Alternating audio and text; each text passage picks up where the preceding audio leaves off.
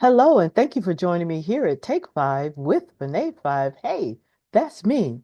Anybody that knows me, you know I love Westerns and I love the gear and all of that.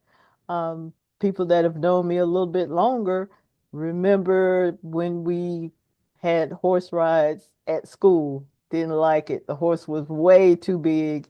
But recently I did try it again and had a nice horse ride, but that's enough for me.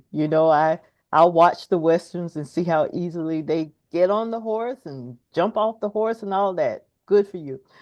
But this is Miss Jadea Kirsch, and she hails from Arkansas, and she is the first African American rodeo queen. Take a look and be inspired. Rodeo queen. I was cowgirl. I just kind of loved Western style riding. The proper riding was never something I was taught, but once I did start rodeo queening, I'd learned, the balance and things like that, just being more proper and pretty. But it wasn't something I walked into like, oh, I'm going to this pageant and I'm going to be crowned. Rodeo queening, I was just so happened to be doing a drill team pattern at this pageant, and at this rodeo, and they had a rodeo queen pageant going on. I was like, okay, I'm gonna hop in and do the rodeo queen pageant. I just so happened to win. A rodeo queen is the ambassador of the sport of rodeo for whatever organization she's representing at that time. And I just so happen to be the Arkansas's first black rodeo queen, so I kind of like represent the state continuously. It just kind of hasn't ended. And so I remember going and looking whenever I was 17 and I was crowned Miss Rodeo Coal Hill for the woman for me to look up to. And I didn't find her. I'm Googling like black rodeo queens, but I didn't know that I was one of the first ones. So it's kind of bittersweet, but it just reminded me that I had a mission, I had things that I needed to do and get accomplished and make sure that I'm not one of the only black rodeo queens ever.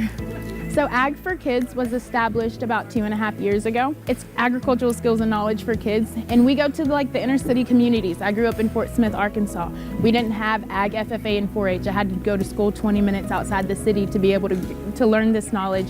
I'd always hosted events where I'm bringing horses out and allowing kids to ride and bringing out different animals, and through all of that, Ag for Kids came to attrition, and like I said, I like to keep everything free for the kids. The kids don't pay a dime. They didn't pay anything for the Miss Rodeo Fort Smith pageant or anything like that. Ag for Kids supplies everything, so it's just been really filling that need. I always hear from the rodeo boards, oh, we have one black person, we're diverse. It's like, for me, diversity and representation was so important. I kind of just like, okay, I'm in my own lane. I don't really have to keep reaching out to these people and trying to make myself feel comfortable going to compete for these titles and things. I was like, I could kind of just start my own, and that's how Miss Rodeo Fort Smith started, the very first one, and 32 girls turn out to come out and compete, and we just kind of went from there.